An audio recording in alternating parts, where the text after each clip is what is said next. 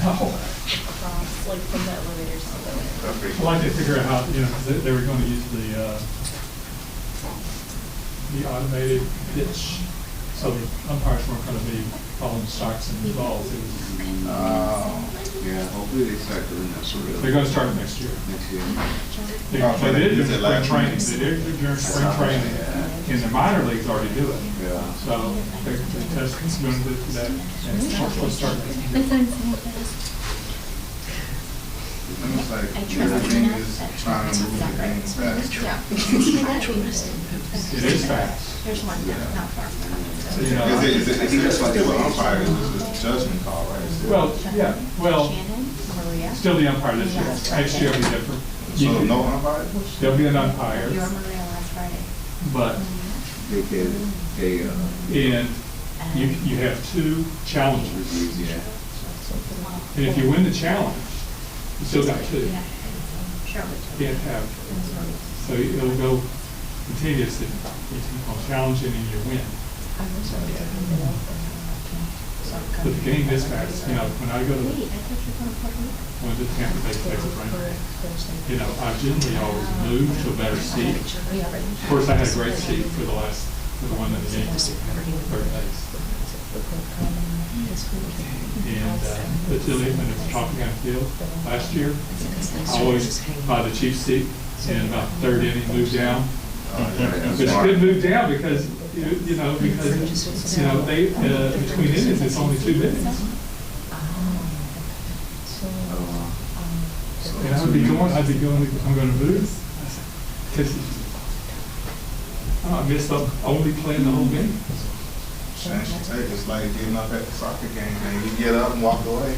And every time my kid wants to get a soda or go to the bathroom, all I hear is, and I'm like, where's the nearest TV? You missed the only goal in the whole game. Yeah, you be there for 90 minutes. I mean, but soccer is fast, so it's good. But you get up and go to the bathroom, chances are that's when they score. That's why when I go to a baseball game, I never move. I never move. I think that's another reason why we have to break soccer. It's because it's like there's no ad time. It's for ads.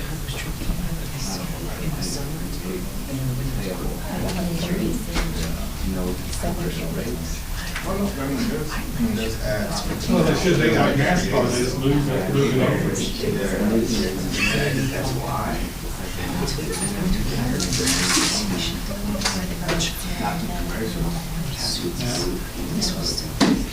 Yeah, because you don't want to miss an interaction with just to get that program. Just pay up front. Because you gotta get in the back end, you have time.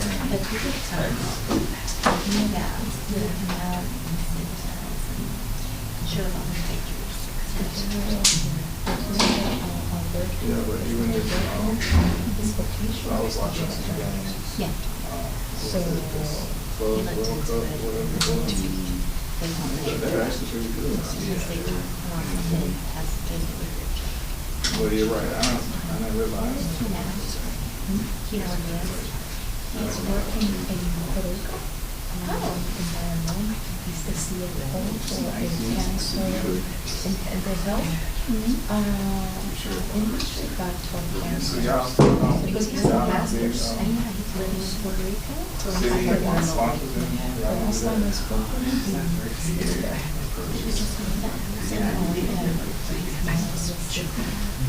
That's why he created a few months. I don't know if I didn't. Yeah, it's not a bad thing. At least you They can were sign it. darn Sitting on one side, They said the sun is in face. Especially when the sun sets.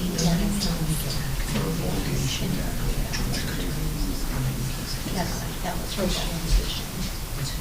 That was his wife. I remember I didn't know if he found a job in Walmart or whatever. It was wonderful.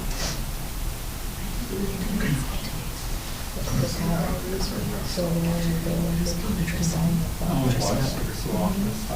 But his heart was in Puerto Rico. Amazon doesn't have the one free game. And his wife's life, but he used to California. So, I hate being stuck in the platform and not being able to switch out. You know, you're watching something on Amazon, you're stuck in that platform until you exit out, and then you can go somewhere else. And you can't go from Amazon to regular TV, whatever. Yeah. That's why I'm on he's why he's a football player. He was a good player. Figure out how to get on that. One thing His favorite place is works and also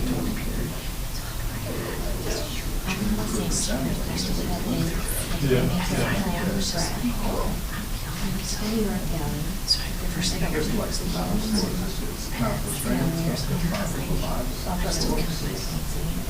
Because then when I'm stuck there, I can't be in jail, but Watch the Netflix.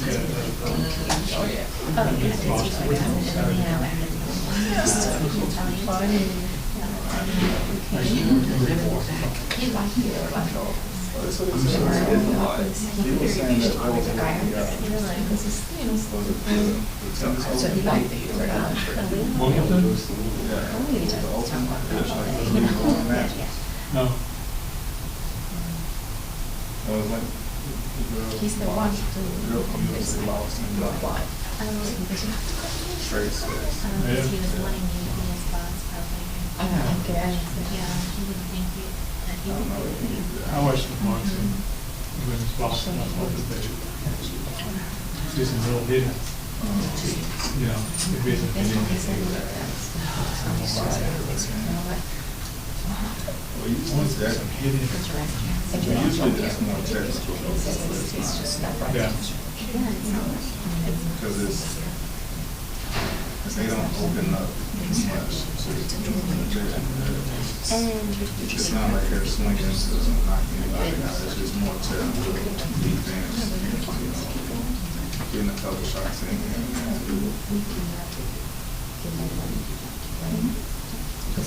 Flexibility.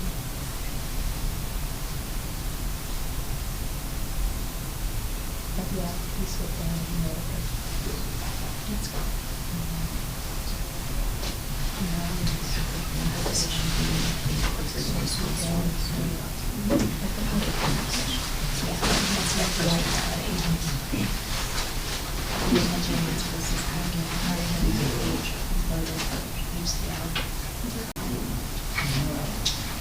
a 3-minute still. It's a 3-minute warning.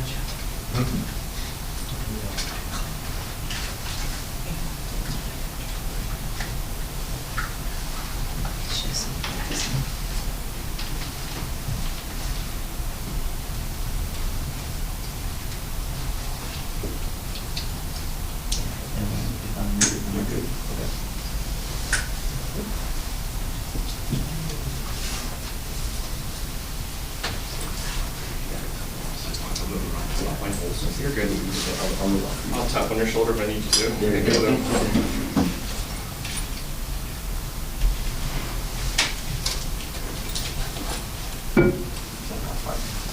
Yeah. Oh, actually, this is the 6th. Yeah. Things are on the way for us soon.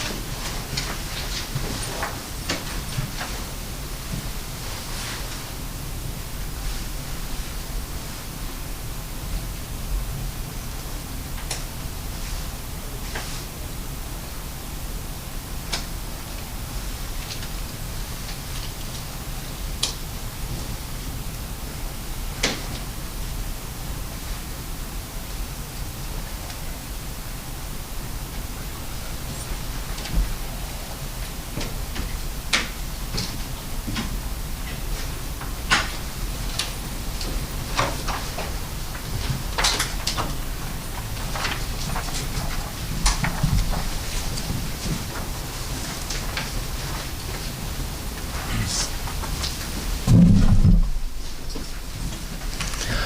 everybody, good morning. It's nice to be here in Orlando. We've got a great group here today to make a big announcement. Today we're going to be calling on U.S. Masters Swimming, a large nonprofit based here in Florida. We're going to call on them to unequivocally certify that they will not allow any men to compete in any women's sports.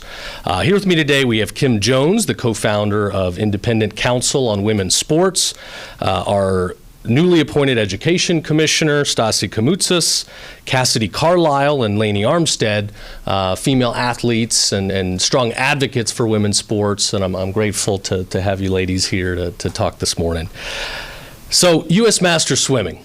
Let's back up a minute. It's been over 5 years since Florida was the first state to pass a law protecting women's sports in our public school system.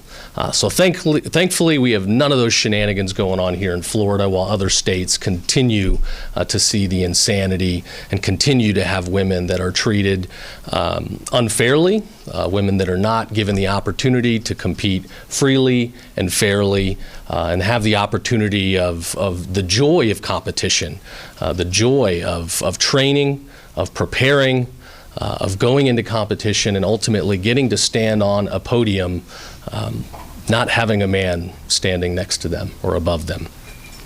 U.S. women's swimming, master swimming, has been known, they're pretty prominent for allowing men to compete in women's events.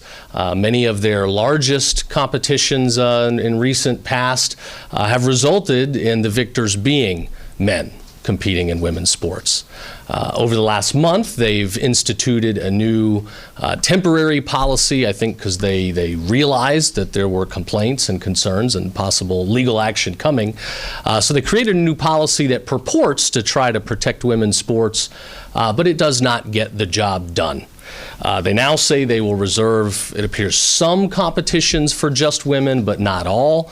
And they have some loopholes where, if you go through a transition process, you could become eligible again to compete in any one of these competitions. This is not acceptable. It does not fly with Florida law. We will use every tool at our disposal, from our civil rights laws to our anti-discrimination laws to our consumer protection laws, to ensure that we are protecting women and girls. As these ladies can tell you later, the other aspect here is the safety issues of having men in women's locker rooms. We've been active across the state where we've seen gyms and locker rooms allowing men to have access. We put them on notice. This does not fly with Florida law. We will not tolerate it, and we will hold you accountable if you are going to endanger our women and girls. So we hope they will do the right thing and quickly certify in writing that they are going to ensure that no women are able to participate in any event with women. And if they don't do so, then we will pursue additional legal action. I just think about women that go through the training, the sacrifice. If you're going to be a good competitor, it takes discipline, it takes good diet, it takes a healthy lifestyle, good sleeping habits, sacrificing time away from fun and friends. And I can just imagine somebody, getting into a swimming lane and looking next to them and seeing a big man. Or running towards a soccer ball and looking up, and it's a guy running towards them. This is not right. It still seems insane to me that we're having this conversation in this country, but we will always fight for what's right in Florida. We're the state where, woke goes to die. That's going to continue. We will always fight for what's right and just. I believe this is a moral cause, and more importantly, what's happening is unlawful under state law. So with that, I'm going to turn it over to Kim Jones here, who brought this to our attention and has been a great partner and advocate for women's sports. Thank you.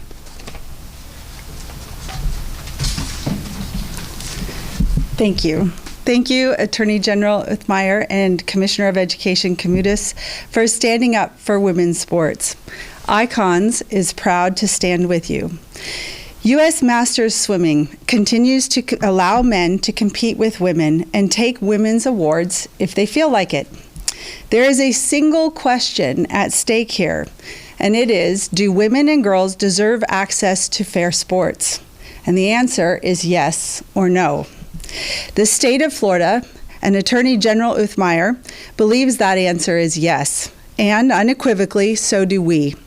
It is illegal for men to be competing with women, and it has been for over 50 years. Sports are the public arena of the difference of the sexes. We all know what a woman is. So when we are confronted with a public spectacle of this absurdity, we all see it, and we understand that everyone else around us sees it. Women are not the equivalent of hampered or weakened men. That insult is breathtaking.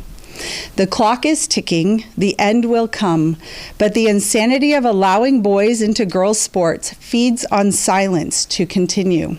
And justice is restored when we speak the truth and take a stand. Will we be silent? Are we willing to quietly watch women mistreated and told to step aside for the sake of a few men and boys to feel affirmed? We need to relearn that there are lines that cannot be crossed, that remind us we need to be unapologetic, unashamed, to stand on principles and defend our women and girls. Because if we can't find it for something this obvious, we won't find it anywhere. This has all become very clear to the public in recent years, and I had a front row seat when my daughter and her peers raced against Leah Thomas.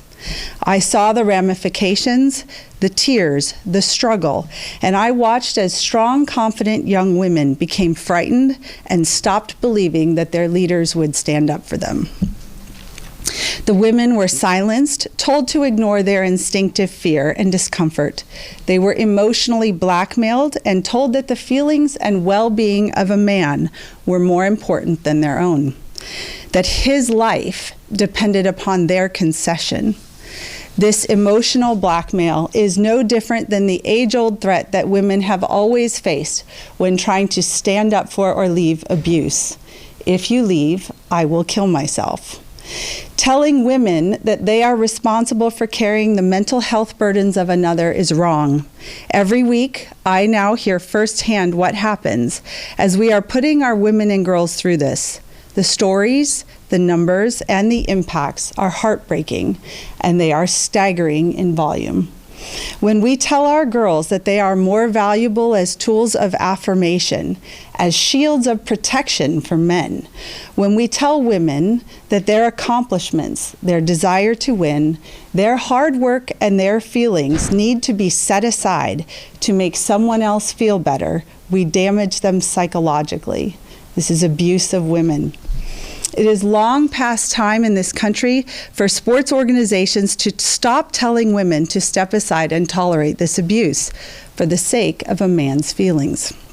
Sports executives and boards are bringing shame and reproach upon their organizations by catering to men who insist on taking women's places, and the bill for this abuse is coming due. Fortunately, the nationwide fight for women's rights in sports is seeing new champions for fairness, integrity, and the rule of law. Champions like Attorney General Uthmeier. Because of the leadership of Attorney General Uthmeier, we are closer to the day when women's sports will once again be where we celebrate and recognize female athletes. Because women and girls deserve access to fair and safe sports without any caveats. Thank you. Next, we've got our Education Commissioner, who's surrounded by women at home. I think he's got 4 daughters that are all athletes, so I know he cares a lot about this. Thank you.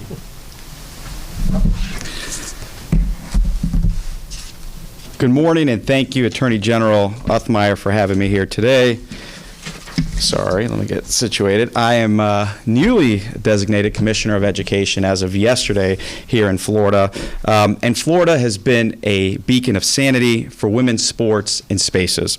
Our Attorney General has been involved in this fight from the very beginning alongside Governor Ron DeSantis, standing for what is just and right. Other states like California, New York, Oregon have made it their mission and their priority to toss out the original intent of Title IX and allow men to push women out of the opportunities they fought so hard for just a few short decades ago.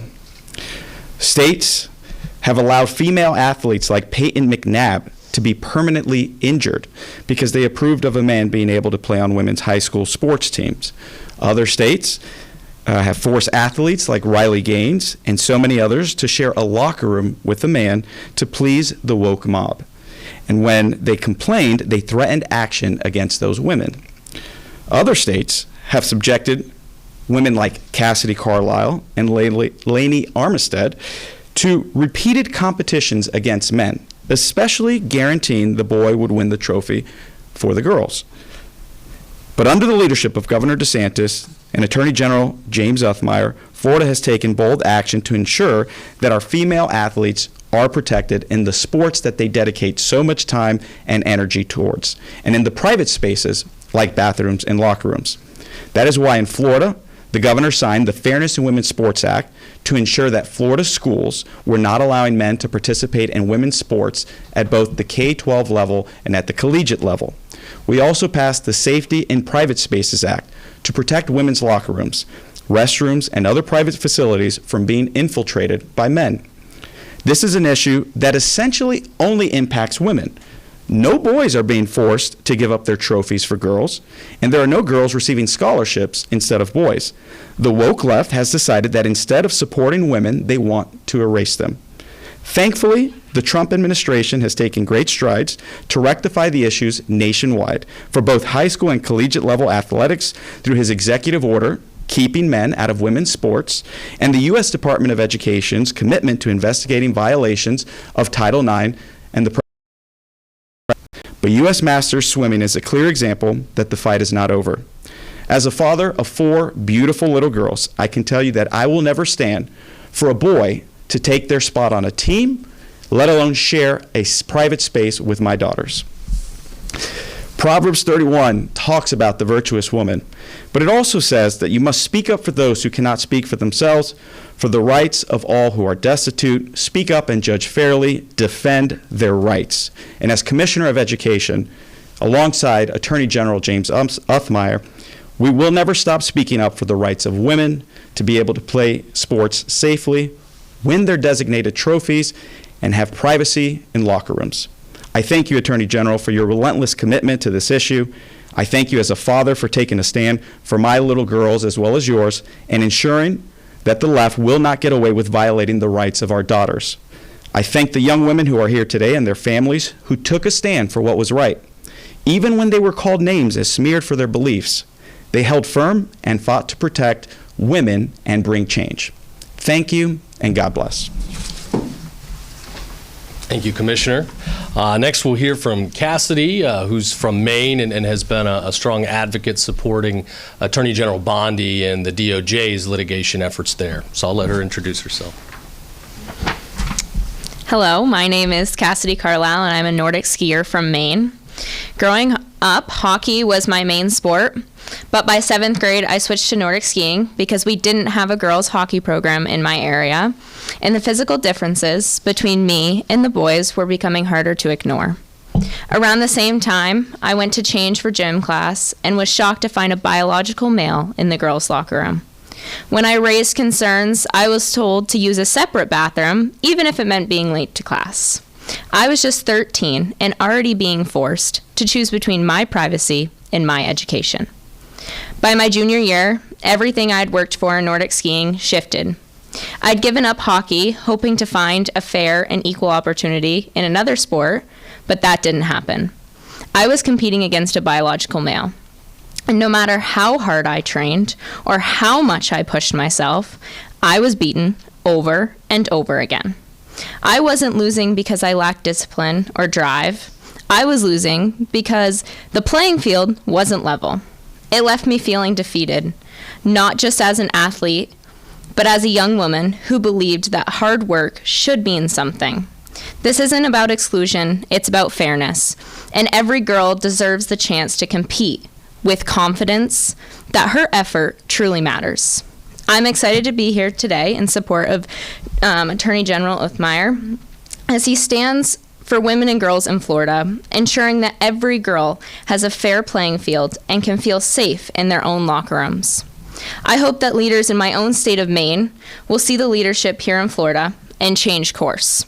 They must protect the integrity of women's sports and follow common sense that biological men are different and don't belong in the female category. Actions like this today show that the issue isn't going away, and we shouldn't have to wait for the next girl to lose out on a competition to speak out and take action. Thank you. Thank you so much. Lainey? Thank you for having me, and a thank you, Attorney General Uthmeier and the great free state of Florida, for your continued advocacy and protection of women's sports. I'm Lainey Armistead. I grew up with a soccer ball at my feet. From the time I could walk, I dreamed of playing at the collegiate level. And not only did I get to fulfill that dream and play and also get a scholarship, I was voted captain of my women's soccer team after my freshman season. I know what it takes to compete at that level. I know the sacrifices, the hard work, the hours of training, and I also know how much it means for girls to have something that's truly their own. Attorney General Uthmeier talked about the joys of competing, and that just really resonated. There are so many joys of competing and having the opportunity to push ourselves, to earn scholarships, to win championships, and to build confidence with our best friends on and off the field. That's why I've been involved in this lawsuit to protect women's sports for over 4 years now. I didn't do it because I wanted the headlines. I did it because I know what's at stake for women and girls. In those 4 years, I've watched more and more girls get sidelined. I've seen girls lose out on titles, scholarships, and opportunities they worked their whole lives for. I've seen girls getting injured, which is not hard to imagine because men are stronger than women. Boys are stronger than girls. This is reality. And now we're seeing girls who aren't just being displaced, but harassed and traumatized because some people, unlike the great state of Florida, are not protecting them. This is personal to me. It's personal because I've lived it, because I know how life-changing sports can be when it's fair, because I know the feeling of fighting for your spot on the team, of grueling 6 a.m. practices, of not going on spring breaks because I had soccer. And I also know how crushing it would have been to lose. Not because I didn't train hard enough, but because the system stopped caring about me. That's why I stood up then, and that's why I'm standing here now. For the girls in West Virginia, for the girls here in Florida and across the country, for the girls like Cassidy, and one day for my own daughters, because they deserve the same fair shot that I had. This year, I'm asking the highest court of the land to be on the side of reality and to protect women and girls in sports. And I'm grateful that leaders here in Florida are taking a stand for common sense and protecting their women and girls.